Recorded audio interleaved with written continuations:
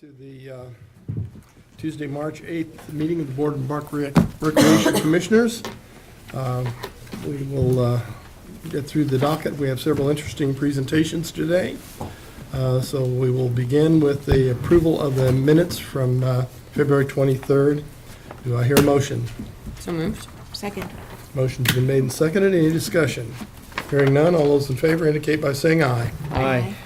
Okay, minutes are approved.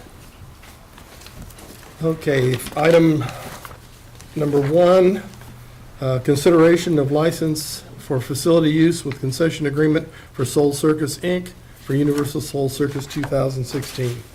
Yes, Commissioners, you have before you a memo from Terrence Williams laying out the details of Soul Circus to happen here in Swope Park in April of this year. And I'm going to turn it over to Terrence. I believe you also have guests. And, Yes. It's all yours, Terrence. All right. Good afternoon, Commissioners. Good afternoon. We're here with Universal Circus. They're returning to Swope Park after a short break. They were here in 2012 and 2013. 2013, their footprint was just north of Pavilion Road, and we're going to move the parking from south of that road to just adjacent of the footprint. The shows are going to be on April 22nd through the 24th. They will start setting up the tent on the 19th, and we're expecting them to break down and have the soil returned to original condition by the 27th. We have here today a guest, Mr. Alvin Brooks, and he wants to come up and speak a little bit about the Universal Circus. Thank you, sir. Good afternoon to the President and members of the Commission and Mr. McHenry.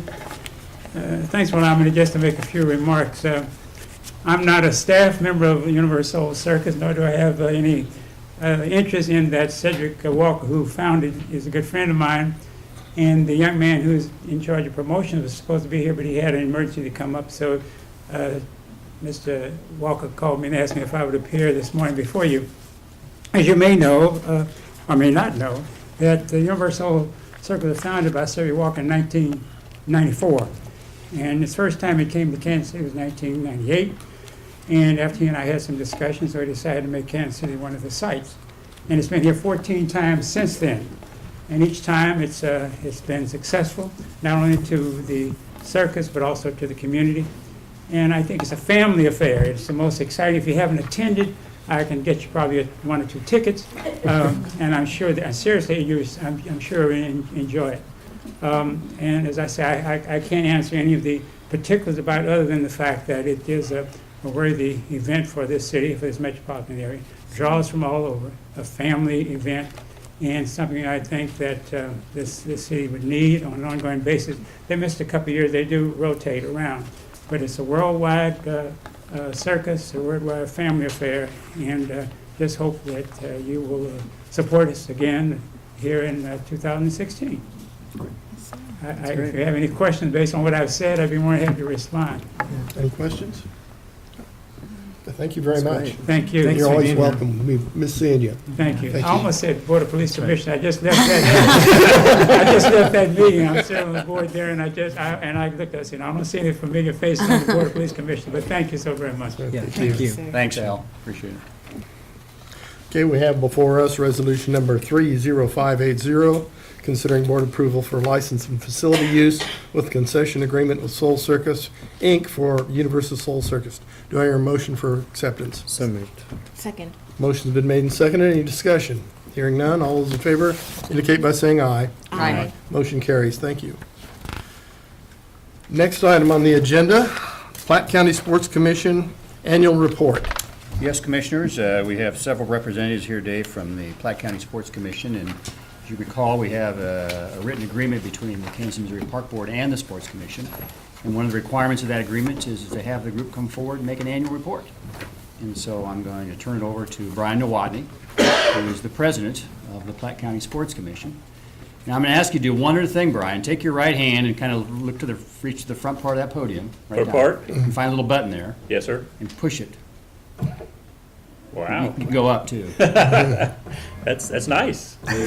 Fancy. That's our New, You had to I like show that. off, didn't you? I trusted you right away. You noticed that. You said up or down. I said, okay. all right, so it's all yours. Thank you. Thank you, members of the board. Good afternoon, and thank you, Mark. Happy to be in front of you today. I'm Brian Nowotny, the Director of Parks for Platte County and the President of the Platte County Sports Commission. As Mark mentioned, two distinguished members of our board are with us here today, Chris Stephen Morgan and Tammy Tridico. Thank them for joining us. We are very happy to be able to present to you our first year of work together for Kansas City, Missouri, and Platte County residents in the Sports Commission. I have a brief presentation I'd like to present to you. You have copies in front of you. That's fantastic. It's really been a busy year. 2015 was a busy year. It was our first full year of operation. You can see there before you the mission or the organization is to promote quality of life and economic development in Platte County through recreational youth and adult sports. We take that mission very seriously. We are an umbrella group for all of the sports organizations in the county, providing support for them and leadership, and we hope to be able to get into some more of the detail here in this presentation and certainly in the coming year. You need somebody to run a presentation, right? Yeah, do you mind? Do you mind? Thank you. Fix it up. Yeah, it should be just on the top of the desktop there.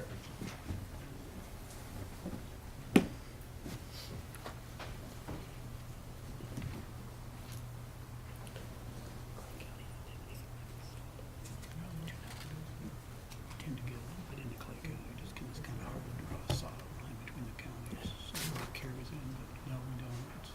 Yeah, I mean, you could eventually, you could ship it over to pick up the There we go. eastern part of the North, which would be one of the goals.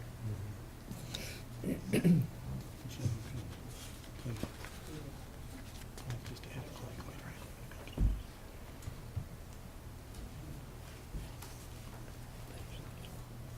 Yeah, right. Perfect. Now I need. Ready. Okay. Ready? Ready, hit it.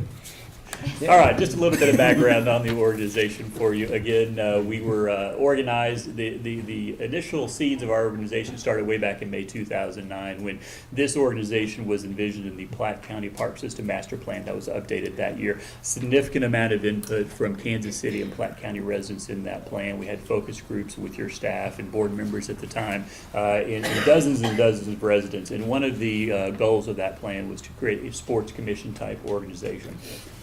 So we went through a study process between Kansas City Parks and Platte County Parks in 2011 and 2012. A 60-person focus group took a look at all pros and cons and opportunities related to the development of a sports commission. We had a special researcher from Fort Leavenworth do a study paper for us, and we came up with several recommendations, including to actually create the sports commission and to develop a comprehensive marketing strategy around that. And in December 2014, the Sports Commission was officially recognized as a 501c3 organization by the IRS. Our organizational structure as a nonprofit is jointly established by you, the Kansas City, Missouri Park Board, and the Platte County Commission. You can see there our 2015 to 2016 officers of the board. We kicked off February with an affiliates meeting, and this was extremely important because this was our first opportunity at the early 2015 to introduce ourselves really to the people that we wanted to work with and the people that we wanted to serve. And so this was, invitations went out to just about every nonprofit athletic association in the county, all the municipal park and recreation departments in the county, and we had a really good meeting with them to introduce ourselves, tell them a little bit what our goals and mission were, and get their feedback on how we could help them. We also that day launched the first beta version of our website, a website that had been a long time in the making.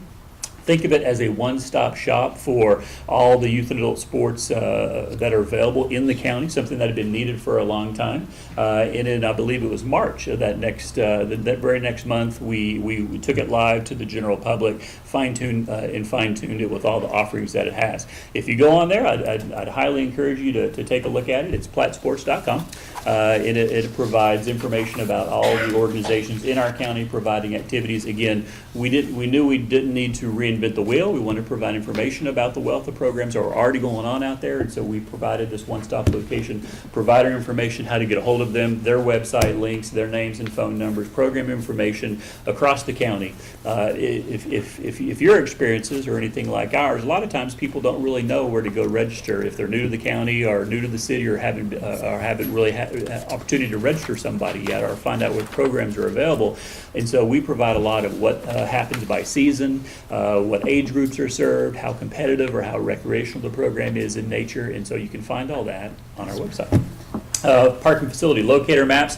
One of the things we found out in our surveys was one of the reasons that people don't use our park facilities is that they simply don't know where they're at. And so something as simple as a map can help get kids involved with programs. So a lot of activities are happening there. There's a special events calendar and all kinds of other activities there. That was spring. By summer, we launched our first youth sports festival at Zona Rosa. And to give you more details on that, I'd like to ask Tammy Tripko to come up and go over some of the exciting things that are happening there. Thank you, Brian. We know that, or one of our goals is to teach, we know that you can teach life skills through sports, and you can empower success among youth through sports. We promote physical activity and health through sports, and we know that we can strengthen our community through sports. So the festival, what we wanted to do with the festival is we wanted to expose as many children as we could to as many different sports opportunities that are available. We wanted to increase participation across all the sports programs, and we wanted to promote physical activity among youth and families. And with the youth sports, it's a try and do type of program. If you don't ever have the opportunity to try it, then how do you know if you're good at it, especially in some of the newer sports like lacrosse. Sure. It's one of the fastest growing sports in the country. Well, how many times do you get to see it unless you go to a field? And this gave us the opportunity to expose so many kids. And that's the intent of the sports festival. We had it around the little community area in Zona Rosa, and we're looking forward to doing it again in August of this year. We picked that weekend because it's the tax-free weekend, and we knew there'd be a ton of people up there. So it was a good partnership with us as well as with Zona Rosa. Heidi, show us some of the pictures there. Oh, sorry. Okay.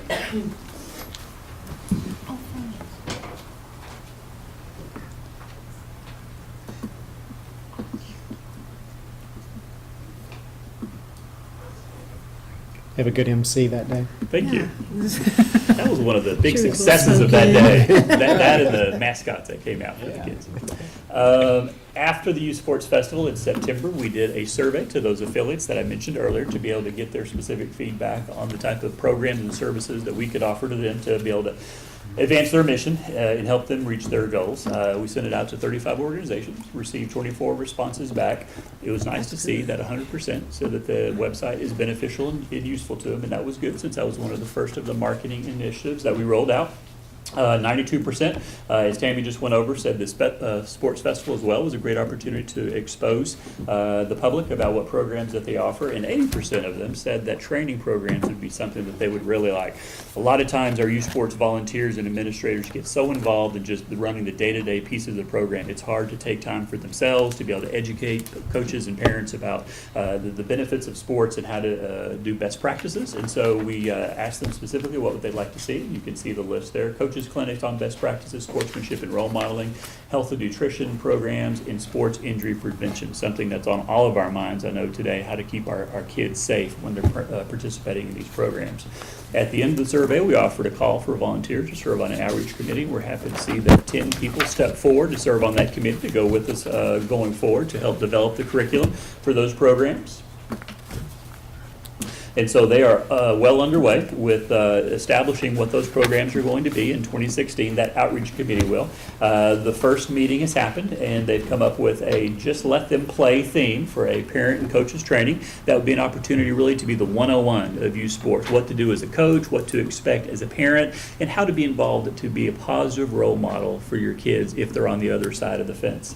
Another neat idea that was developed by the committee was to have a supervised but free free play time so that those coaches and parents who have young children themselves can go and know that their kids will be in the program and that they'll have an opportunity for fun and recreation that day. So something actually for the entire family. Again, it'll be supervised. We'll have coaches out there, but it will be more of a here's the field, here's some equipment, go have fun, have a good time. Not real structured. And then of course, what we'll call now the second annual Youth Sports Festival Zona Rosa, tax-free weekend, August 6th. Hope you can make it up. It'll be a nice activity. So that's a quick recap of everything that we've done in our first full year and kind of where we're going, and I'd be happy to answer any questions that you might have. My understanding that several of the leagues have instituted some of these coaches' clinics and these things already. Yes, they are, and with a good degree of success, they're organizing some of those. And so what we want to do is learn from what they've done with those coaches' clinics and make it available to the entire community, the entire city, and the entire county, so that other leagues can take advantage of that. Fantastic. Any other questions? Well, I'm going to say, this sounds wonderful, and in my day job, I work for the NAIA, the National Association of Intercollegiate Athletics, and we have an entire program called Champions of Character, and it's got specific coaches training, parent training, and student athlete training, and it's designed for high school, K through 12, but I think it could be very easily tweaked to the age, all the age groups here, and it's Okay. all free, so Great. championsofcharacter.org, that's a good resource for y'all if y'all want to use it. Thank you, yeah, we'll check So that out. welcome. That's good, thank you. Ryan, thank you very much. Thank you, Ryan. Thank you. Lots of good work, thank you.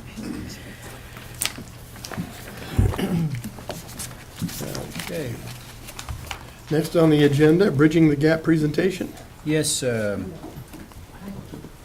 Kristen is getting close to the podium.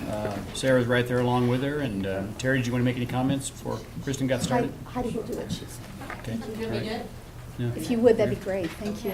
Excuse me, I'm sorry. To read your cues. Excuse me, go ahead. Go ahead, Kristen Riad, Executive Director, Bridging the Gap. It's all yours. Thank you. Thank you very much for having me. We're here today to talk about a really big topic, which is our trees for our municipality. And I'm going to actually fly over the landscape very, very fast. There are literally dozens of studies about the benefits that trees bring to our community. We're going to take a quick look at that and then talk about our plan, especially for trees in the climate change era and the partnership between parks and Bridging the Gap. So we're going to move really fast, Heidi, thank you. So we're going to look at environmental, social, and economic benefits. I'm sure you're familiar with some of the environmental benefits, from air pollution to carbon emissions sequestration.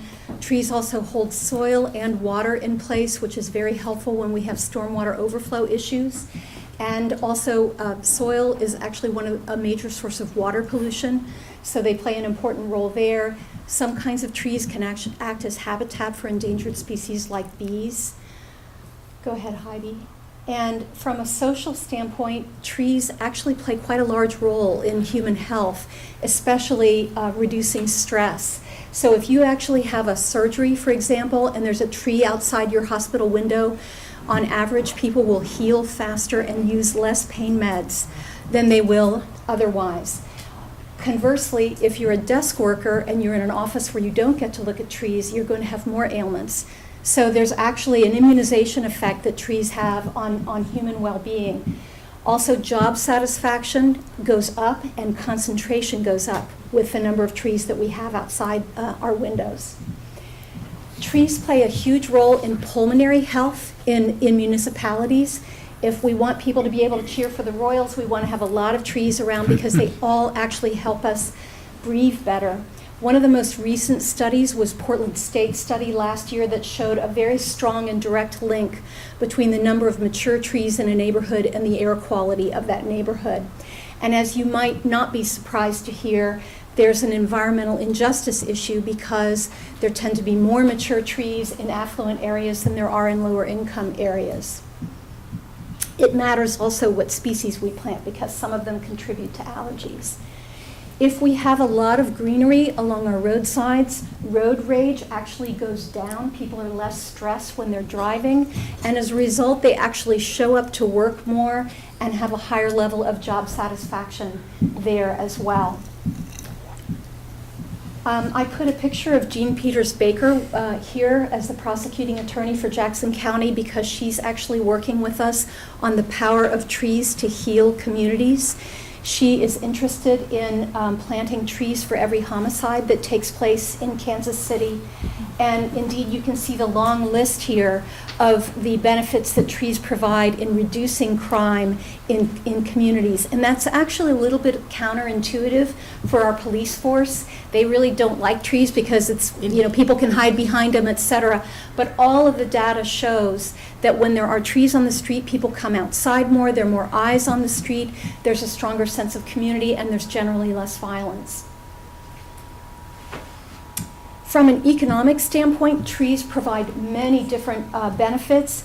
If we have trees in a commercial district, and here we are on Southwest Boulevard where our Heartland Tree Alliance team put in trees last year, people will tend to come to those commercial districts more often. Their shopping trips are longer. They spend more, and their general perceptions about the quality of goods, the service, and the maintenance of the area are higher than they would otherwise be. Trees increase real estate value. If you have a large shade tree on your real estate, your value of your home will go up about 1% per large tree. Also, if you have a really spectacular specimen tree, and I saw a gorgeous magnolia on my way here, that can add 10% or more to your property value. Also, occupancy rates will be higher, and there'll be lower turnover in neighborhoods with strong and good trees. And this is really perhaps the biggest economic contribution that trees make. If you have shade trees, deciduous trees that lose their leaves and fall on the south and west side of your home, they tend to shade your tree in the summertime and reduce your air conditioning costs. And then in the wintertime, when the leaves are gone, the sunlight can go through and warm your house in the winter. So you want those deciduous trees on the southwest side, and you want conifers and evergreens on the northeast side of your home. If you have trees strategically planted like that, your utility bills will go down substantially, at 56% on AC and 25% of winter heating. So I can't stress this enough, and I feel like a parrot who goes around town just saying this over and over again. Trees are an investment that pay a city back, and they pay a city back generally in the neighborhood of between 2 and 3 times what they cost to put in. These are numbers from a conservative study of the value of 40 trees or 100 trees over 40 years, and you can see that the net return on investment was $136,000 for those 100 trees. And that's, I think, a very, very conservative number. I've seen figures from the city of Baltimore where a single shade tree will contribute $50,000 in value to the city. So it depends on a lot on what kinds of trees and where we plant them. Now we're in a new era, and I'm told that you all are very educated on the subject of climate change. I serve on the city's Climate Change Steering Protection Committee, Climate Change Protection Plan Steering Committee. And one of the things that you may not have thought about is the heat island effect in Kansas City is actually one of the top in the nation. And the heat island effect is the disparity between temperatures in the city itself and temperatures in the rural and surrounding countryside. And so you can see on average, we have almost a 5-degree difference on a summer day between the downtown Kansas City and out in our rural areas. And actually, if you delve deeper into this data, we have the highest disparity on a single day of any city in America. We had 28 degrees. It's a function in part of how much impervious pavement we have and how few trees we have downtown versus what we have out in the countryside. So we are set up to be very hot in the climate change era. And as a matter of fact, we just have new data on what is likely to happen in Kansas City based on the best models from a woman named Catherine Hayhoe, who's considered a national level expert on climate change modeling. It's expected that our 100-degree days in Kansas City will go from an average of 2 per year to 32 per year by 2050. And of course, with our humidity, that will be not pleasant. We'll get slightly more rain than we have historically, but it will come down less evenly. So I chose on the right a poster child of a kind of species that we need to be planting, which are not only heat tolerant, but also can tolerate real extremes of moisture. Mid-America Regional Council has looked at various measures to counter the heat island effect, and they did a study last year that where they looked at 3 different measures: putting white roofs on buildings, putting lighter colored vegetation and concrete on areas around buildings instead of dark asphalt, which absorbs sunlight, or trees strategically placed. And as you can see, trees win hands down in terms of the payback period of those 3 measures. In fact, the ground level whiter Portland cement and vegetation actually reflects more heat back onto the buildings, so it doesn't help.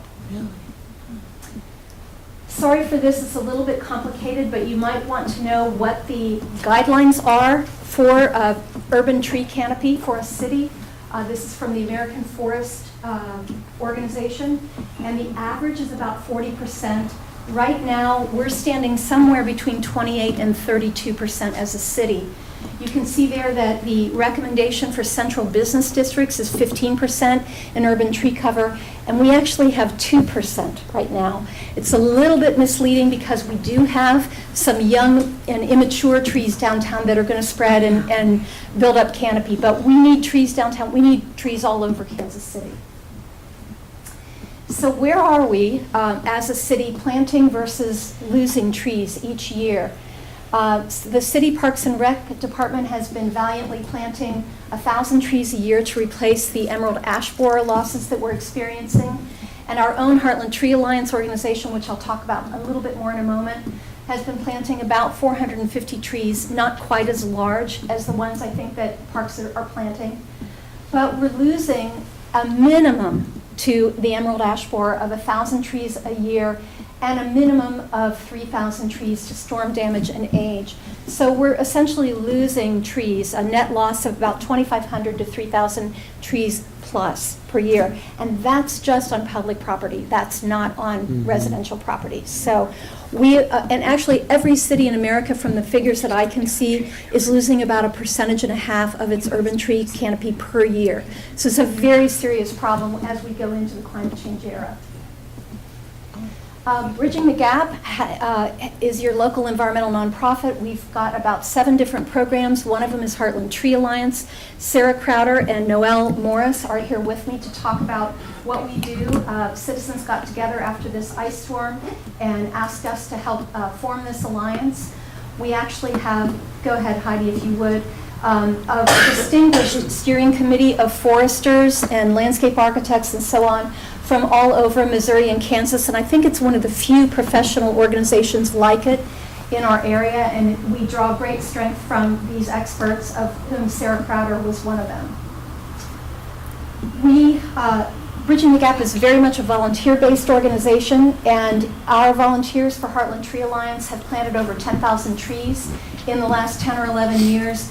We also do a lot of pruning, mulching, staking, and we have trained 150 citizen arborists with 19 hours of professional arborist training per each. My husband is actually one of them. We have municipal partnerships all over greater Kansas City. We have, thanks to Noelle's wonderful vision, we have tree funds set up in every major municipality in Kansas City where citizens can donate money, and when we get to a certain point, we'll have a tree planting. We are very focused on the right tree in the right place, and we never plant unless we have a watering plan to go along with it. And we're very busy with volunteer recruitment and so on. We're effective with tree planting work days. Here's one in Westport where we were able to plant 18 trees for $5,000. So on average, using the Bridging the Gap volunteer model for planting trees, we're able to plant them at about a cost of $250 to $300 per tree. And at the same time, we're able to get some citizen education and commitment into the process because the citizens actually agree to water the trees. If Bridging the Gap scales up, which we're being asked to do thanks to the leadership of Terry Reinhardt, and do more work for Parks and Rec, we will also probably have a crew model where we don't use volunteers because volunteers can only handle trees that are about 1.5 inch caliber. So after that, we start having to use equipment, and there are places that we need those bigger trees. So we're going to be scaling up, but either way, we're cheaper than the city in general. It's not an apples to apples comparison because city contractors typically offer, oh gosh, I can't think of the word I want, a guarantee. Yeah, a warranty, thank you.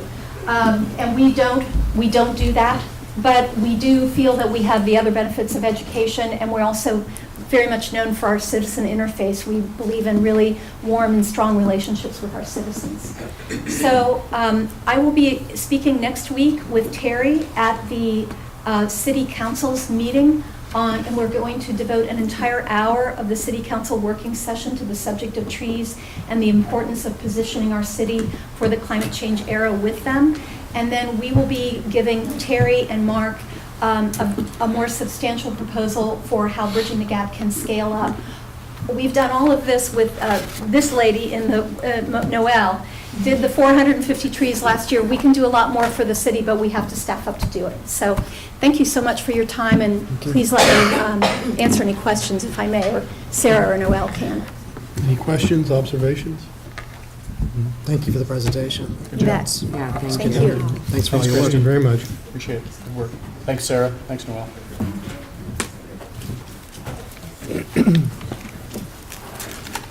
Okay, next item on the agenda, considering board approval of agreement with Greg Kleiss, Community Center Advisory Committee. Yes, Commissioners, this is a request for a concession agreement for the Sam Lacey Memorial Tournament that would occur over at the Greg Kleiss Community Center. And Linda Miles, Central Region Manager, Community Services Division, is here to present and answer any questions you might have.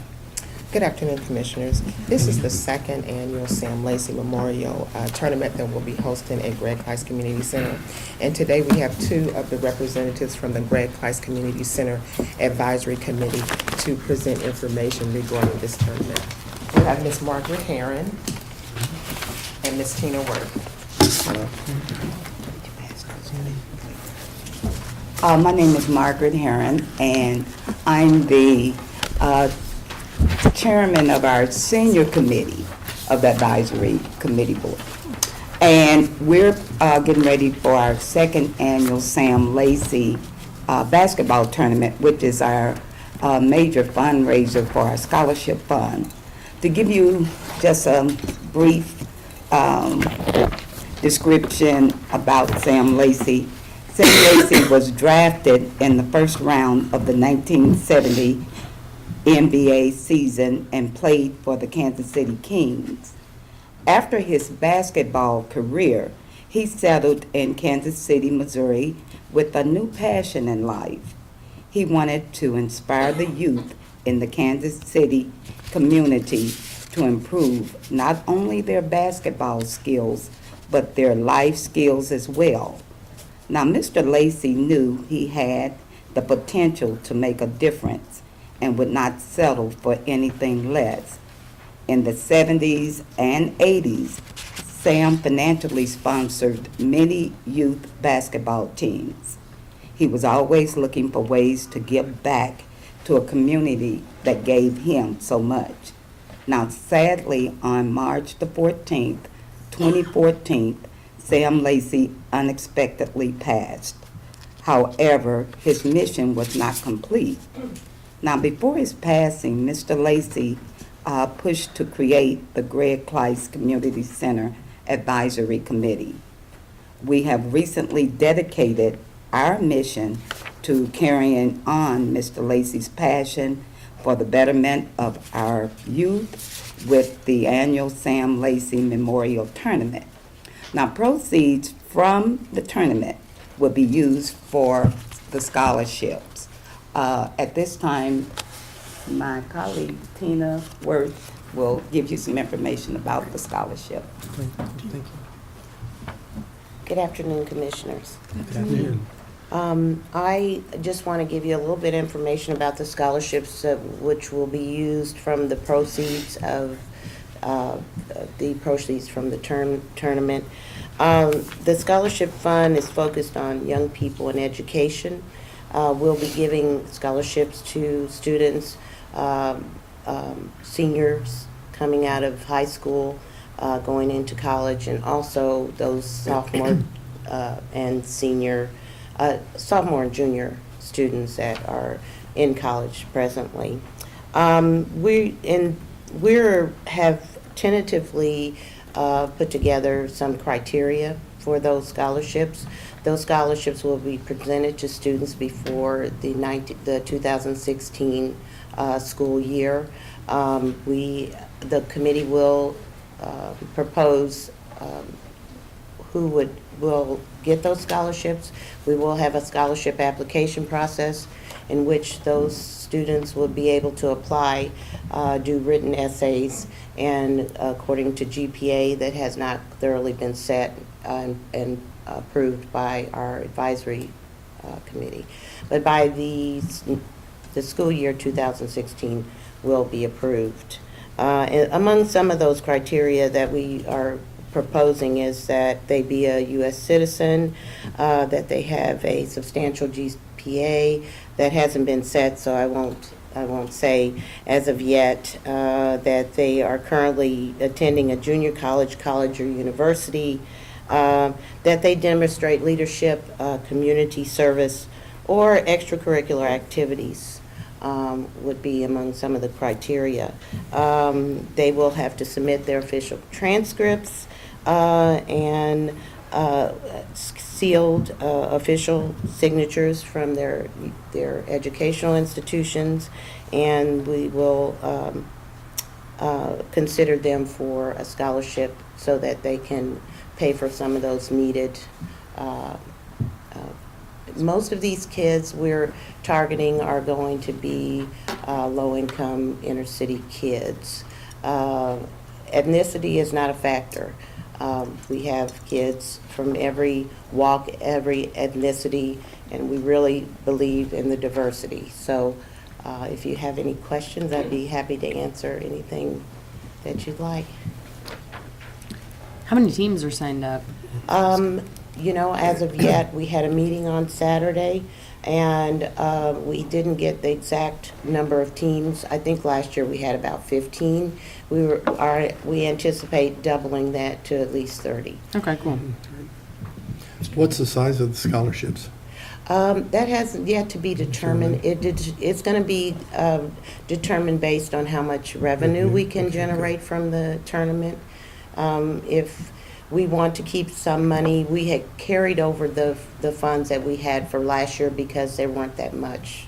So we still have that balance on our books, and we'll probably be giving the board, as we promised last time I appeared, an annual report so that we can give you that exact number and also give you the details on how much each child will be awarded.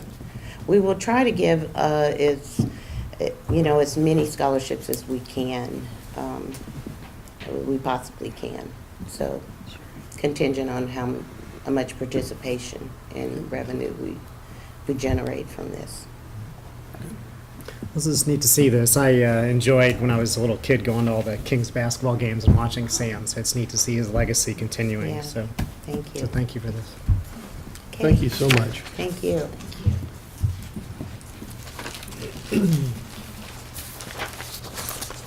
Okay, resolution before us is resolution number 30581, considering board approval agreement for Greg Kleiss Community Center and Sam Lacey Memorial Tournament.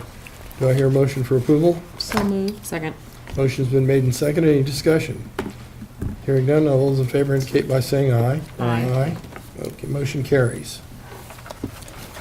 Thank you. Thanks. Grounds Maintenance Services, Ward Parkway, 2016. Yes, Commissioners, this contract is indicated for the grounds maintenance on Ward Parkway, and Terry is here to answer any questions you may have. Give a little detail on the background. Just to make a point that we have several areas in the city that are on an enhanced maintenance program because they are funded with private dollars. This is one of those contracts. The one I can talk about both of them. Both this and Luce are provided. The funding is provided by private individuals, and that's why we have the ability to mow a little more frequently and to add the enhanced services. This was put out to bid. We did have more bids this year than we have had in the past, and this is a new contractor at this location. That's it. Okay, any questions? Okay, entertain a motion for approval of resolution number 30518, 82. So moved. Gateway, Second. okay. Motion's been made and seconded. All in favor, say aye. Aye. Aye, okay. Motion carries. Resolution, next, concerning board approval of agreement with Mill Goal Enterprises for Lewis Park, sir. Yeah, that's it. Go ahead, Terry. Same thing, Same deal, yeah. enhanced services, private funding. The one thing I should mention probably is the reason that these two are before the board and the rest are not, is these are the two that the dollar amount triggers that they come to the board. So the rest of our mowing contracts are all, thank you to Lori Flander and park staff for getting those all underway, are all ready to go. It looks like the grass is going to grow a little sooner, especially if we get the rain this week, so we should be ready to go. It's going right now. Is it Right raining now. already? Yeah. Just in case it rains today, so, anyway. Okay, before us, resolution 30583. Do I hear a motion to approve? So moved. Motion been made and seconded. All in favor indicate by saying aye. Aye. Motion carries. Terry, how are the contracts coming in, the smaller ones? Are they coming in close to last year? Yeah, this is interesting. We worked really hard this year to try and get better bids. We did some maneuvering of taking some mowing back in-house. We changed the way we did boulevard bids in the past. The beds were done separately, and all of that was rolled into general services. So with a mowing cycle, everything gets maintained. Through that process, we were able to keep our prices overall within 1% of what they were last year, even though the individual price per acre has gone up a little bit. So boulevards went down 100,000, parks went up a little under 60, I believe, if my numbers are right. The right-of-way mowing went up, even though that's not funded out of the 2030 fund. That's a very expensive mow because it's not mowed very frequently. It's only mowed 11 times a year, and some of the roadside right-of-ways are pretty rough with trash and debris and not finished grass sort of stuff. Okay, thank you.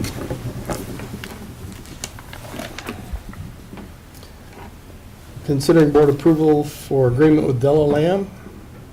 Yes, Commissioners, you have a memo in your packet from Roosevelt. This is one of our long-term agreements with Dell Lamb for the ball fields over in Blue Valley Park.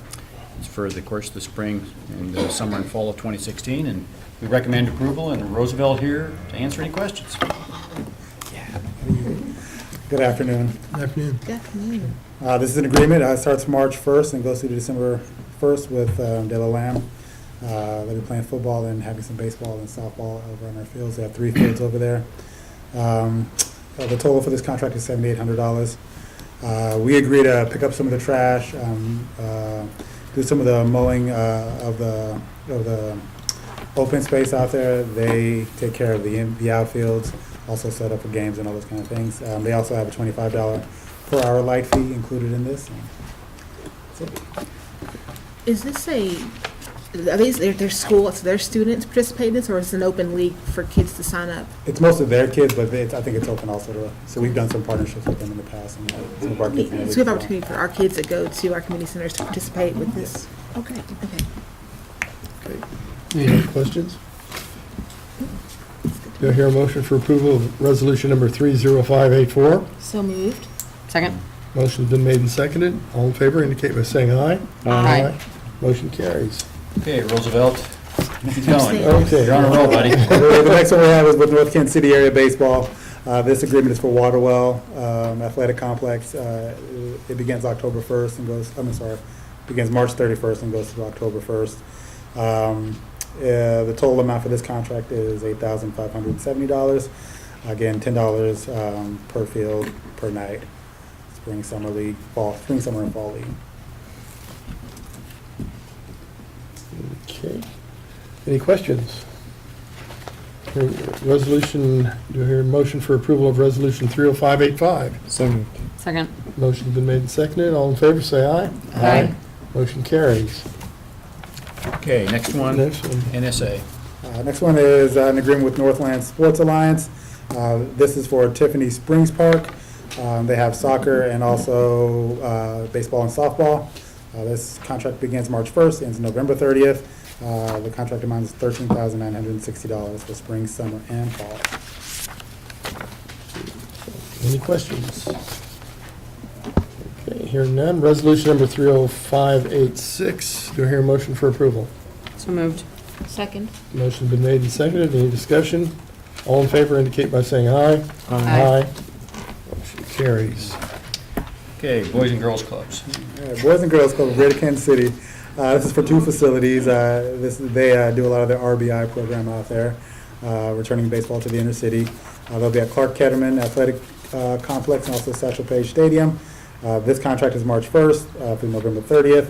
The full contract amount is $8,220. Any questions? Okay, resolution 30587. Do I hear a motion for approval? So moved. Or second? I'll be second. Motion been made and seconded. All in favor indicate by saying aye. Aye. Motion carries. One more for Roosevelt Guadalupe Center. Last one is Guadalupe Center for Mulkey Square, 13th and Summit. This contract is March 1st through October 15th. The total amount is $2,290. Any questions? Resolution number 30588 is before us. Do I hear a motion for approval? So moved. Second. Motion been made and seconded. All in favor indicate by saying aye. Aye. Motion carries. Thank you. Thank you. Thanks, Roosevelt. Okay, concerning board approval, bid award for Gunter Construction for West Terrace off-leash dog. Yes, Commissioners, I recommend approval of this contract for, as indicated, of course, the dog park over on West Terrace. To Gunter Construction Company, you have a memo from Travis that outlines the scope of work, and you also have an attached bid tab. We talked a little bit earlier, we noted that we actually are going with the best bidder and not necessarily the low bidder, based on some past experience. And so if you have any questions beyond that, Travis is here to answer them. Travis, could you tell us a little bit about the scope of this particular dog park? Good afternoon, Commissioners. This park is located on the north end of West Terrace Park. It's about an acre in size, and it's going to be considered an open or an off-leash area, so there won't be a separation within the dog park for big dogs, little dogs. It's just free run inside the park. And so as you can see outlined by the project manager, Jimmy Lossing on the project, it will involve beside the fencing, you'll have benches and gates, and with this particular project, they're talking about a locking gate mechanism that will have a card access to it. So, Why don't you expand on the pavilions? I don't think that's something we have in. well, keeping in the context of West Terrace Park and Case Park, with the architecture up there, the pavilions will be the gateways into the facility. You can see that some of the alternates, there were 4 alternates that were accepted with this, and those included the foundations for the pavilions and the gateways for the project. So yes, it will not look like let's say the one in North Kansas City, for example. Great. Any other questions? Do I hear a motion for approval of, of resolution number 30589? So moved. Second. Motion's been made and seconded. All in favor indicate by saying aye. Aye. Aye. Motion's carried.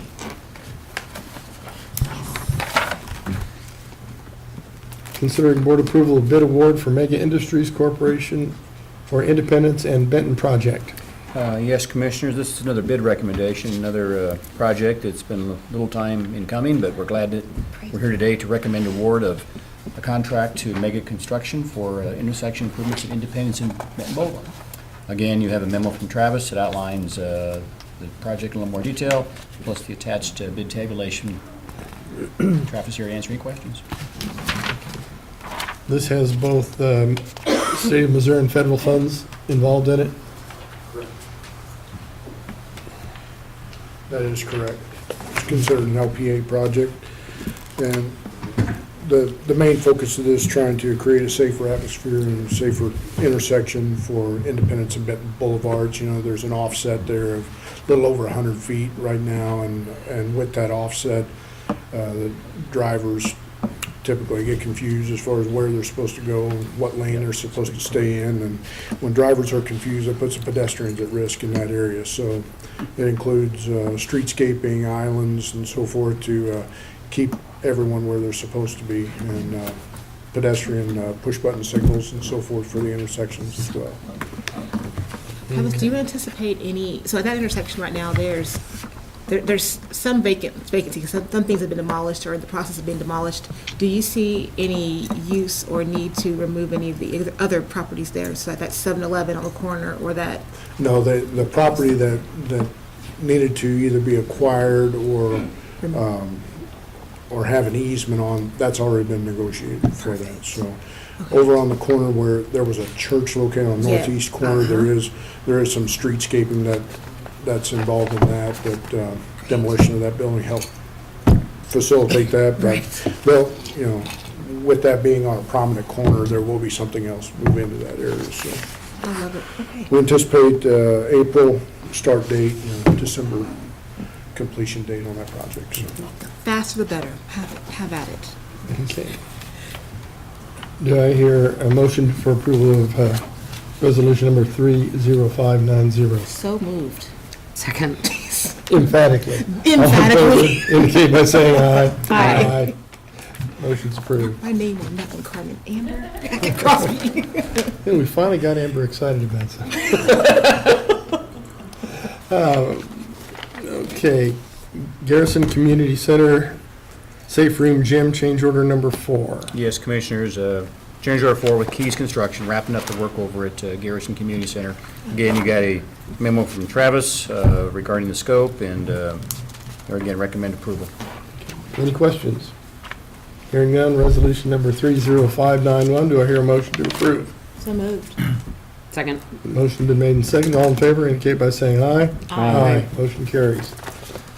Considering board approval of Sidewalk Cafe license agreement. with- Yes, Commissioners, this is $2,000 BNR Grill 1, Limited Liability Corporation. Recommend approval of this license agreement. If you have any questions, Sherry is here to answer them. Okay. This is probably one of the last Yeah. few of several of these we've done this year. That's, Is this a new that- restaurant? Is that right, Sherry? Is this a new restaurant, or? Actually, good afternoon, Commissioners. Actually, this is what was formerly called the Cashew. Oh, We okay. had brought an agreement to you for the Cashew, but meantime, the property changed hands, and it's a new opening as a restaurant. So it's BNR Grill. And we hope this is not the last one. We actually plan to actively pursue checking on our parkways and boulevards to find anyone who is utilizing the property that we may not currently have a cafe license agreement with them. And so we will be working on that. So you may see more of these in future months. Okay. Thanks, Sherry. Thanks, Sherry. Resolution number 30592, do I hear a motion for approval? So moved. Second. Motion been made and seconded, all in favor, eh? Aye? Aye. Aye. Okay. Considering board approval of gifts and contributions. Yes, Commissioners, 2 gifts from the Urias family for Hyde Park and Eagle Scout, and Chuck Bird for the Enshrinement Memorial Endowment. Recommend approval. Big numbers. Do I hear a motion for approval of resolution number 30593? So moved. Second. Motion been made and seconded, all in favor indicate by saying aye. Aye. Okay. Director's report. All right, Terrence, you're up. Chief report. Good afternoon again, Commissioners. Good afternoon. To give you a shape report for 2015. Just to give you a little background, SHAPE was a program that was started by the New York City Parks and Recreation Department. And we adapted it here in Kansas City in 2003. And it went strong until 2010. And then we had a short hiatus. And then thanks to the parks tax, we came back strong in 2012. And so I don't have to read the mission statement to you. All right, and so the SHAPE program is essentially a third-party inspection. All right, so even though we're the Parks and Recreation Department inspecting park recreation facilities, that's how we handle it. And so the key, we track the key performance measures through the city management, through the city manager's office. And so some of the numbers that you're going to see here shortly are numbers that are reported quarterly through that office. Yeah, part of KC Stat and Park Stat as well. All right, and as you can see here, our actuals for fiscal year 2015 are pretty high. But just to give an explanation on that, a lot of times, if a situation is found at a park or not at a park, if a situation is found at a facility, Sierra, who is our SHAPE inspector, she will talk to the staff at the facility and they can correct the action. So if there's a little bit of litter outside, she'll let them know there's litter. If there's a situation in the kitchen because of a mess or of some sort, they correct it on site. And so what we're counting here is the facilities and the parks that are approved, not the ones that are not approved. So our target for 2016 was 90%, and the target for 17 is 90%. Some of that is going to be due to, with myself and Sierra, we're going to change that rating system just a little bit. And so each park and each facility will have a grade instead of all in or all out. So you will have a better score of how we rate. If you go to the next slide, and then the park inspection. All right, our strategy with the park inspection, as you can see here, we split the parks into council districts. And some of the reasons for that, we wanted to minimize window time for the inspector. So we assumed that, and it has worked, that if the inspector randomly chose a council district, she would be able to drive to each park quicker instead of driving across the city. All right, and then one of our goals with going with the splitting it up into the 6 council districts is that we wanted to inspect every park. Just to go back a little bit, in 2003, 170 parks was on the list for inspection. And those parks were neighborhood parks and the larger parks in the city. Right now, this is going to encompass all 220 parks. And it's taken just over 6 weeks, because some of the council districts have more parks and facilities than others, just over 6 weeks to go through all the parks. All right? And so another way that we wanted to increase the time in parks instead of here in the office is that sheet, the inspection sheet you see there is drop-down base. So instead of the inspector writing the inspection down, bringing it back to the office and plugging it in, Sierra is able to capture the event right there in the park. So we won't have to lose any translation. On your laptop? On the laptop. Right, and so, but what that is essentially is a publisher. I got you. All right, publisher software. All right, and so these are the 3 areas of concentration with the cleanliness, structural features, and then the landscaping with the parks. Also, okay, go ahead. And so, no, that's fine. And so, this is a breakdown of the hazards that we've seen in the parks. All right, the total hazards in the fiscal year 2015 was 73 hazards. And so that means 73 parks that was deemed a media attention hazard, so we need to get someone out there immediately. And so this was a breakdown on that. There was excessive litter, as you can see there was the cause, broken glass. But the litter and the play equipment, and the play equipment, if it's deemed a hazard, if there's a fall, if it's any way that the equipment could cut a child or they can fall off the equipment, that was the hazard. And so that's the breakdown in that. You can go to the next one. All right, so then the facility inspection. It's to give you, and this is the old Southeast building, because we have on here inspection frequency is based on need, and I had a current facility there, and I didn't want anybody to get the wrong idea that that facility was bad. And so we went with a facility that's no longer open. All right, and so, No and bias. so, just so you know here, the strategy wasn't based on a council district. All right, so a lot of times if there's like a rainy day like today, what Sierra will adjust her schedule to go to one of these community centers. And she also picks one day, one morning or afternoon a week to concentrate on these facilities here. And so, could you go back real quick? All right, and so, but the inspection frequency is based on need, and that means, and so if there was an issue 2 weeks ago at Brush Creek, she's going to return to that facility a lot sooner. But, you know, she'll circle back a lot sooner. You can go to the next slide now. And so this is just the inspection form for the facility.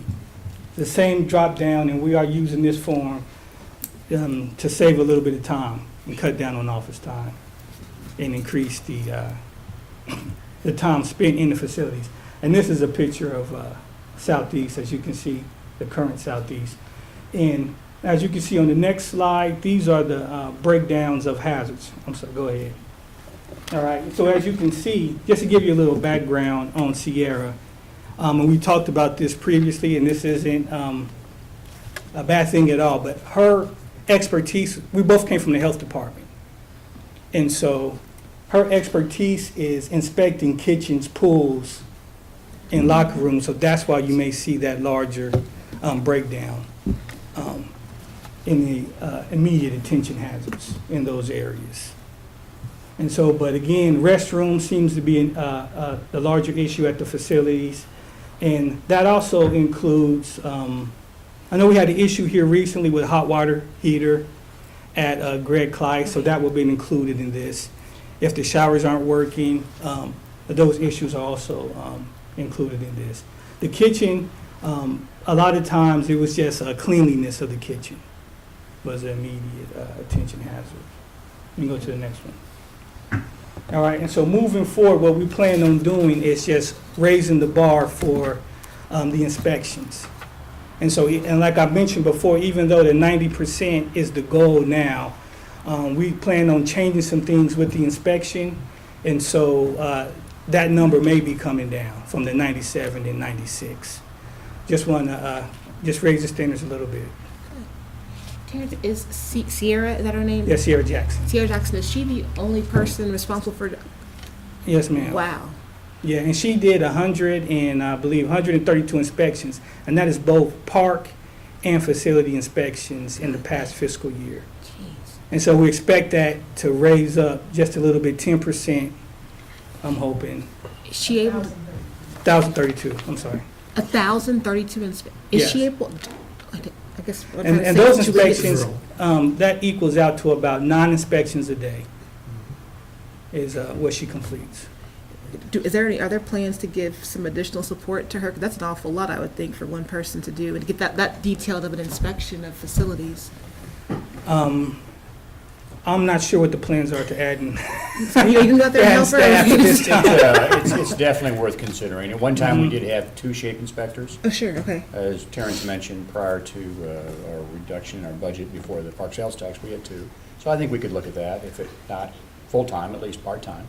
'Cause she says she's doing a really She does a good. great job, and yeah, I Yeah. think that's worthy of some definite consideration. Yeah, we don't want her to quit on us if she's doing this good of a job, you know what I mean? Good point. Great, Any other questions? Thank you. Okay. thank you. Major construction. Yeah, before Travis gets up, I'll be letting you sit down again. Travis. Colby, come on up here a second. You can just stand there for Colby. Colby Biswell is running now our South Region. He's been with us a while, and he was recently promoted, and so he's here today, I think, taking copious notes and observing the activities, and I'm going to tell the board a little bit about you, Colby, and what you're doing now for our South Region.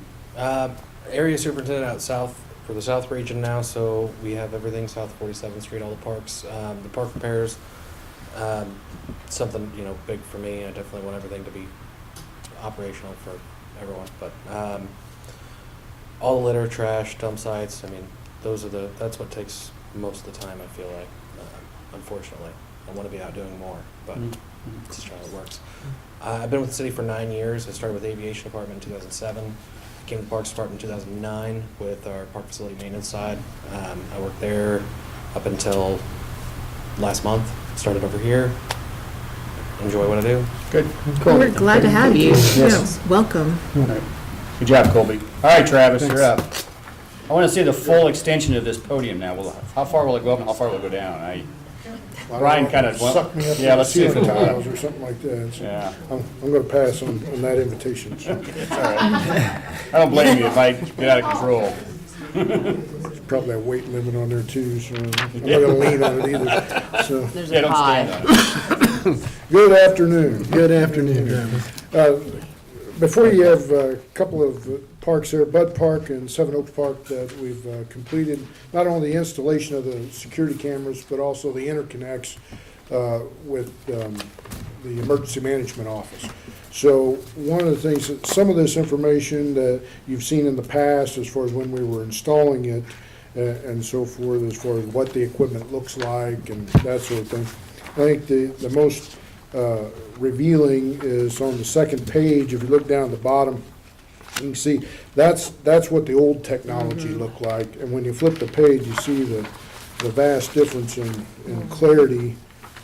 And that's over Bud Park. And then again on the back page of the handout, and you see the images from Seven Oaks Park. And I think just the quality of those cameras is just unbelievable.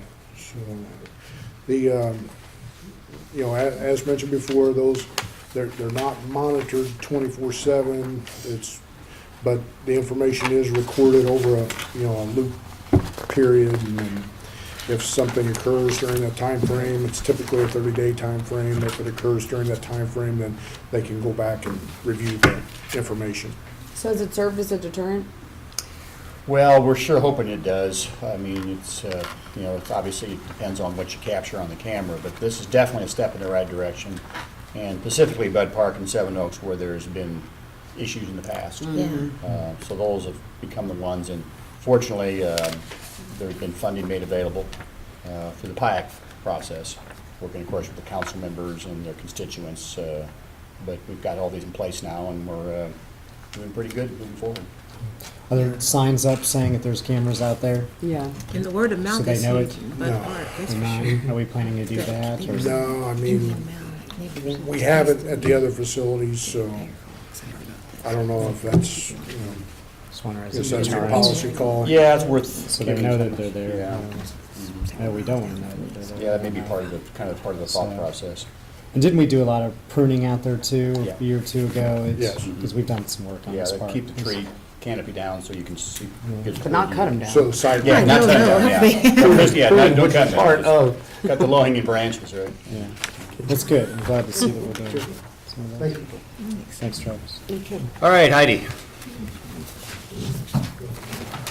I need someone to run a PowerPoint. I'm kidding. Okay. Good afternoon. Heidi? A couple weekends ago, we had a great event that we did in partnership with Make-A-Wish Foundation. If you missed this, then you must be living under a rock. But Amelia's Wish took place. A little 8-year-old girl suffering from brain cancer in the Kansas City area chose as her wish to make, what is it, clean up the world, make the world a better Change the place, world. change the world. Change the world, yeah. Yeah, it was a very unselfish wish. And in that, she chose to clean up parks. And so specifically, Rummy Hills Park and Swope Park were the parks that were chosen in our park system. We had over 500 volunteers come out. It was a beautiful February day. And I know just in Swope Park alone, we had 200 bags of trash and 20 tires and then quite a bit of trash as well at Rummy Hills Park. So it was a fantastic day. We got national media attention off it. She did, obviously. But we were just thrilled to be a part of it. And I thank Terrence for working with the Make-A-Wish Foundation on putting all that together, and Colby's staff for helping out at Swope Park. Mayor came out. The Hellsburg employees helped out. And it was pretty cool. So with that, we are starting on all of our spring events. Tomorrow morning, with the Big 12 in town, we're having a news conference at Parade Park, and this is for the Big 12 commissioner to present a check to Sports Commission, the mayor of the city, for the Urban Youth Academy and the displacement of the basketball courts because of the new baseball academy coming in, but they will still be there, and they're going to be better than ever. So we're having a news conference at 9 o'clock in the morning at Parade Park for that. Hopefully it won't rain. And then this weekend, we start with our Brookside St. Patrick's Day warm-up parade. We are number 19 in that parade. It's at 2 o'clock on Saturday, so if you want to come with your kids, dogs on a leash, just let me know, or just show up. 1:45 on Saturday, booth number, or space number 19. We'll be walking alongside the green bus. It's parked right back out there. And then we have the actual St. Patrick's Day Parade on the following Thursday, and that's the one that runs down Broadway. It's at 11 o'clock in the morning. Of course, you're welcome to walk right in that as well. So just let me know. And then it just goes on from there, as you know. The Go Ape opening, still working on Fountain Day and the decision as to where to actually have that. It's about a month away. And working on an exciting new fundraising event for the fountains that we're doing in partnership with Feast Magazine and some of the local food trucks. It's called the Feast of Fountains, and it will take place throughout fountain season on the second Thursday of the month from 5:30 to 7:30 around at a park that has a fountain. There'll be food trucks, live music. Like a pop-up thing? Mm-hmm. Someone just suggested this to me. Look at that. And now I need to remember who, so I can tell them. We're on it. So that will start in May, second Thursday of May, and then carry out throughout the summer. And we'll be announcing that as part of Fountain Day, and then throwing out the locations at that time as well. So that's exciting. That's all I have. 2 Thursdays? Second Thursday. Second Thursday. Beginning in May, going remember through who it was. September. And that's in the late part of the day. 5:30 to 7:30. Love, Heidi. And they'll be moving around the city. Love it. Yeah. And we'll have one in your area. And we'll have one in your area. Will it be on the website where they're going to be? Yeah, oh yeah. Okay. Yeah, and actually, and Feast will be promoting it, that magazine, if you're not Okay. familiar with it. It's, they're sponsoring it, so we're gonna have all kinds of advertising in that and all their social media. All the food trucks, are really big with social media, and so people follow them. So it'll be interesting to see what kind of a crowd we get, but I anticipate that, especially as the summer goes on, it will grow and grow. What are they called? Feast, right? Is it Feast of Magazine? Fountains. Adorable. And 10% of the proceeds from the truck sales at each event will go towards the fountains. Oh, wow. Yeah.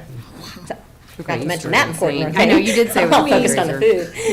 food. I was like, food trucks, let's go. Okay. Do you need people or us at the Big 12 news conference tomorrow? Do you- Oh, yeah, we'd always like to have people, particularly commissioners, to be recognized. It is in our park, so. It is in our park. And the mayor will be there, as like I said, the Big 12 chairman, Bill Billingsley? Bob Bob Bowlesby. Bowlesby. Pretty Commissioner of the close. Big 12. Yeah, Commissioner of the What Big they have is they have called a legacy fund. Whenever they have a tournament in the city, they set aside some funds to benefit a local project. It just so happened we were relocating the basketball court, so that was the project that was chosen. So the direct connection, of course, you're in town for the Big 12 basketball tournament, so that's why the timing. Yeah, I'm working with the Sports Commission as well on that. So yes, we'd love to have you, 9 o'clock. Thank you. Okay. Any other questions about the calendar? No, at Liberty Memorial Board meeting tomorrow, I see on here, and of course, our next board meeting is on the 22nd. We mentioned earlier, following the board meeting on the 22nd, we'll have a meeting of the KC Museum Foundation Board. I do have one other item. I'm going to pass a copy of this on down. This is an item that we're looking to have on the agenda for next week, or next meeting, the 22nd. Take this with you and take a look at it. This is a reinstatement of an MOU that was entered into between the Park Board and the Nelson Atkins Museum of Art back in 1993. Went back several years, and they worked on an MOU to work on the master planning of the Nelson property, and then the adjacent parkland, which is just to the south of the Tice Mall, and then you also have Southmoreland Park just to the west of the Nelson Gallery. So you've got a copy of the agreement that was done in '93 that was signed by those in those leadership positions at that time, and then this is a revision. It doesn't change a lot, but it changes a little bit. We just named that park, renamed it last year, year before? Yeah. Can we do that? Yeah, exactly. So anyway, it's still a bit of a draft. We're working with leadership at the Nelson on this. And then we would plan to have, Julian would probably be here then on the 22nd, who obviously is the president executive director over at the Nelson to talk in more detail. And so take this, if you have any questions or comments in the next couple of weeks, just let us know. And of course, there's an attachment there with some photographs that are not very good prints, quite frankly, but they go back 23 years ago, so I guess they've kind of faded over time. But we'll, anyway, that's what I want you to take a look at the next couple of weeks. Okay. Otherwise, that should do it. Okay. No one signed up for a public hearing. If there's no further business, we're adjourned. Thank you.